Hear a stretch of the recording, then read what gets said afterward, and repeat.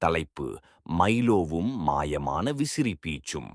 ஒரு காலத்தில் டூடில் பெரி என்ற சந்தோஷமான நகரத்தில் மைலோ என்ற ஒரு சிறிய எலி வாழ்ந்தான். மைலோவுக்கு ஓவியம் மிகவும் பிடித்தம். சுவர், கல், இலை எது இருந்தாலும் வரைந்து விடுவான்.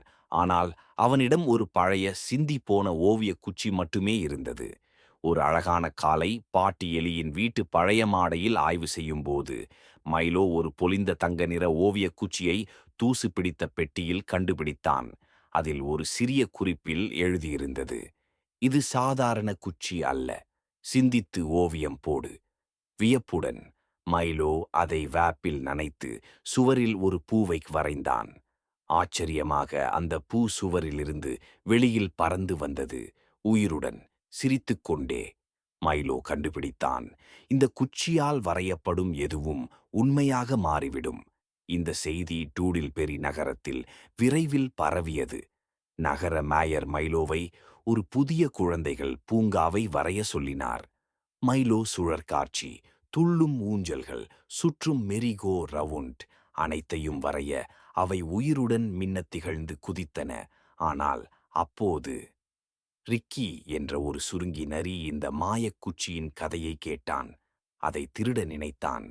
ஒரு நிலவொளி நிரம்பிய இரவு ரிக்கி மைலோவின் வீட்டில் புகுந்து குச்சியை எடுத்துவிட்டான். மறுநாள் காலை ரிக்கி தங்க நாணயங்கள், கேண்டி, ரோபோ உதவியாளர்கள் போன்றவை வரைந்து ஆரம்பித்தான். ஆனால் அந்த குச்சிக்கு ஒரு ரகசிய விதி இருந்தது. பேராசை அல்லது சுயநலம் கொண்ட விருப்பங்கள் தவறாக மாறும். தங்க நாணயங்கள் தூளாகிவிட்டன, கேண்டிகள் உருகிவிட்டன, ரோபோக்கள் ரிக்கியை நகரம் முழுவதும் துரத்த ஆரம்பித்தன. மைலோ அந்த குழப்பத்தை கேட்டு விரைந்து உதவ ஓடினான். அவன் தைரியமாக ரோபோக்களை எதிர்த்து ஒரு பெரிய குமிழை வரைந்து ரிக்கியை காப்பாற்றினான்.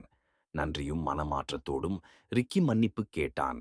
பின்னர் மைலோவும் ரிக்கியும் சேர்ந்து அந்த குச்சியின் உண்மையான மாயத்தை கண்டுபிடித்தார்கள். அது அன்புக்கும் மகிழ்ச்சிக்கும் பயன்படுத்தினால் சிறப்பாக வேலை செய்வதாம். அதன் பிறகு மைலோவும் ரிக்கியும் நகரத்தின் மாயக்கலைஞர்களாக மாறினர். அனைவருக்கும் உதவும் வகையில் ஓவியங்கள் வரைந்தனர். அந்த பொன்குச்சி நட்பின் மற்றும் மகிழ்ச்சியின் பொக்கிஷமாக இருந்து வந்தது.